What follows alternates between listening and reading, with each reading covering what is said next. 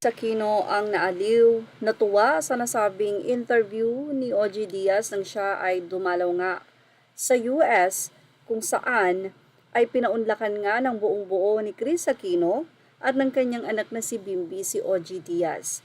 Maraming naging revelasyon si Chris Aquino. Una na dito ay ang pagkumpirma na matagal na silang hiwalay ni Vice Governor Mark Leviste at pangalawa dito ay ang kanyang bagong pag-ibig na isang doktor, na isa nga ito sa tinitignan ni Chris Aquino na mag-aalaga sa kanya at excited na siyang umuwi ng Pilipinas kung magiging maayos nga daw ay by September. Kay Chris Aquino, kung manghihingi daw ng update about sa kanyang kalusugan ay wag kay Vice Governor Mark Leviste dahil mas marami pang alam ang kanyang kumparing sa OG Diaz sa kanyang kalagayan. Marami din ang natuwa sa naging interview niya kay Bimbi at napansin ng mga netizen na very respectful, loving, and humble ang anak na bunso ni Chris.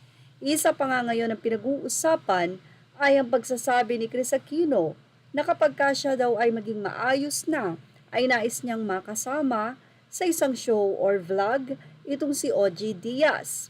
Well, yan po ang inaantay ng mga netizen. Kung sakasakali man, ito kaya ay mapupursu o mangyayari?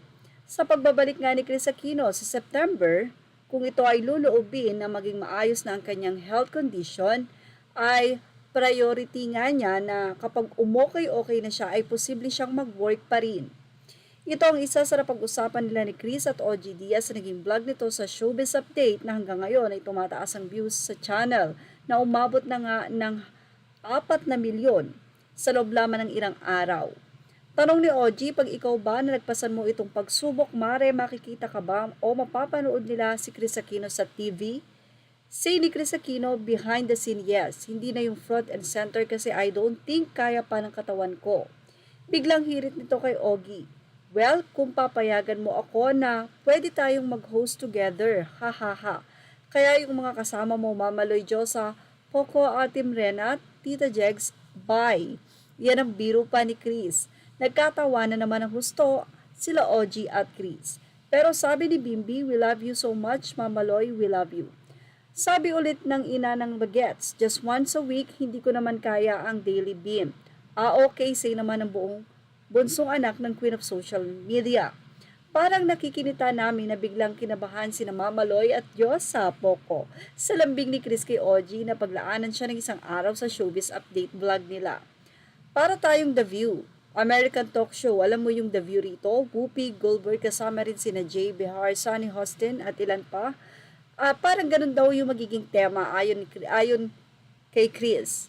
Uupo lang sila tapos mag-oopinyon na sila and kwentuhan sila and all. Tapos meron silang hot topics kung ano yung nangyayari sa mundo that day. Ganun lang.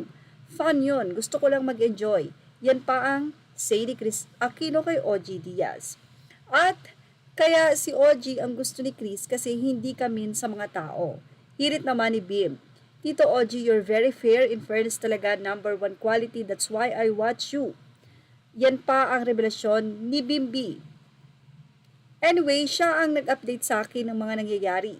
Natumbok pa o nasabi nitong si OG Diaz na yes, sige, pag uwi mo, pag gumaling ka. But for sure na mukhang mangyayari nga ito. At actually, kahit naman walang kasama si Chris Aquino, kung gagawa siya ng content or mag-vlog ulit katulad nung dati, sa rami ng supporters ni Chris, talagang marami ang manunood. Knowing Chris Aquino na maaaliw ka sa kanya sa pagsasalita pa lamang. Kaya naman, naghihintay na ang mga fans sa pagbabalik ni Chris Aquino at kung mapupursu nga ba o mapupush ang nasabing guest host niya kay OG Diaz. Wow! Isang Chris Aquino na ang nag-offer kay OG. Ano kaya ang gagawin ni OG?